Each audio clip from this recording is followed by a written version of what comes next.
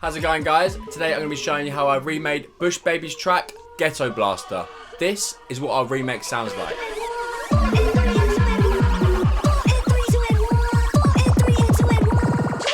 Ghetto Blaster.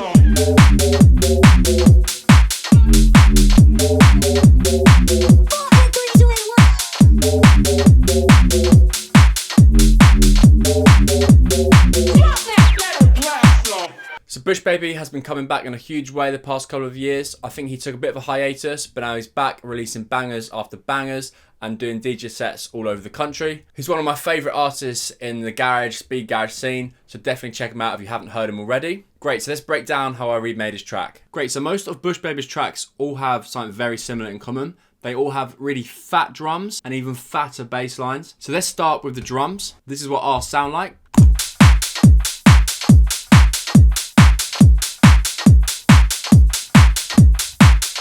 So these drums are actually from my new drums pack, Speed Garage Volume 2. You can get that from the link in the description. The pack's got tons of loops, one-shots and effects for making sick Speed Garage. When it comes to Speed Garage, it's common practice to use loops rather than making your own drums from scratch. Obviously all of these loops I've made myself from scratch, but I've made it easy for you guys to just drag and drop them into your project. I haven't actually got any effects on this loop.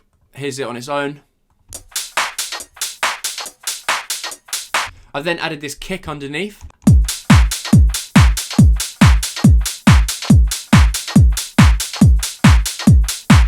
I find it best practice to separate your kick from the top loop itself, and that way you can sidechain the basses and like the vocals to it much easier. If you have a look at the kick, I've got this drums bus, so this is just saturating it. If I take it off, it's fat. If you add this, it's super fat. All you've got to do is go up to the effects, drum bus, drive and color, and you just click that on. And look, I've left that exactly the same setting. I haven't changed that at all. Now we've got our drums down, we can focus on the bass. This is what the bass sounds like on its own.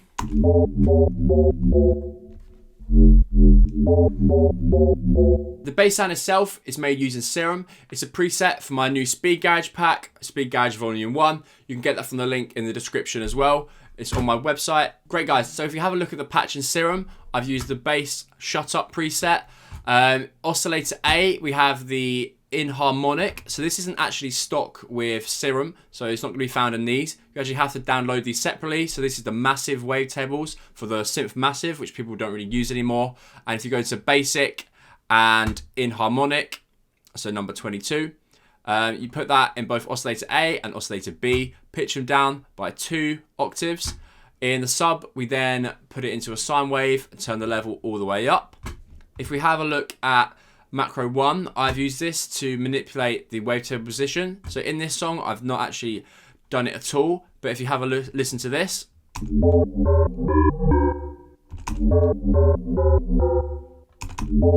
So you can obviously change it and change the sort of sound to it. I've also then got macro B on a reverb. So if you switch over to the effects, if you drag that onto the reverb like such, drag it up, then this, you can control the reverb. Great, guys, so the whole point of using these macros is to make your sounds much more interesting. So what we can do is come over here, click that, and sometimes it will be on just this, so make sure you show all parameters. We then click macro 2, so if that doesn't come up, then just wiggle this and it will come up. What we then do is grab this and we can draw little lines. So it's sort of best to pull them up right at the end rather than the start. Great, guys, in terms of effects, all I have is this kickstart. This is a side chain, just side chaining the bass to the kick, which allows the kick to punch through the mix. Great, if we have a look at the MIDI, so the MIDI is a bit all over the place, but it's sort of just going down a scale. So I think we're in F minor, then we go down, then we just keep going down the scale.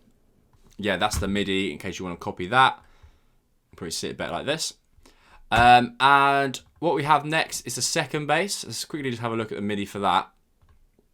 So that's just sort of a call and response. So this is the call. And then this is the response. So you could use any bass for this second bit. I just went for another preset from the pack.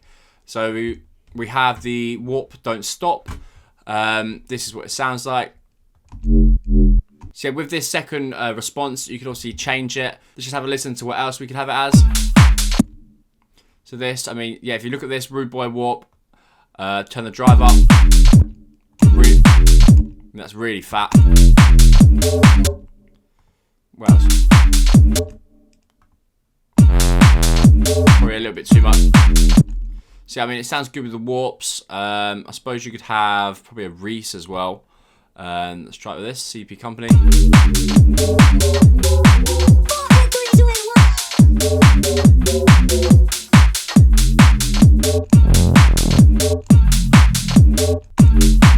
Great guys, so yeah, I'll show you how to make this Don't Stop Warp from scratch. So in oscillator A, we have analog BD sine. This is the same as a normal sine wave that's in the sub, but it's inverted. So yeah, in oscillator A and B, analog BD sine. In the sub, just on a normal sine wave. Pitch down by 2, pitch down by 2, and just kept at 0. What we then do is we FM from B. So this LFO is took to a quarter note, and then it's put onto the FM. So that's sort of creating that wob. And that's FM from B. So if I were to take that off, there'd be no really sound because it's just sine waves, which are really sort of not plain. But they're sort of their own harmonic and don't really have much like grit to them. So then when you FM from B, then it causes a lot more grit. I've also added this filter. It's not really necessary. I will put it on piano mode. It takes out a little bit of the high end, but there's not that much high end when it comes to sine waves anyway. Great, and if you have a look at the effects, I've got this distortion. So this is at a drive of 34%. It's also on pre-mode. So if it was this, so this basically just means that you're distorting the frequencies in this region. If we have a look at the chorus, this actually isn't on, so you can just delete that. And then we've got this compressor or multiband.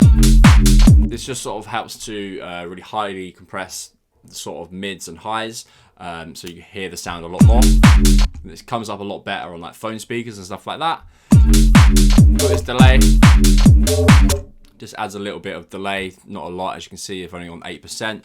Got this reverb next.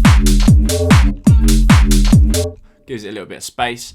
And on the hyper, this is sort of creating more of a stereo field with it. Again, all I've got on that is this kickstart. Lastly, we just have the vocals. This is just ripped from the track using LAI. Great guys, thank you very much for watching. I hope to see you next time. Please comment down below which video you want to see next.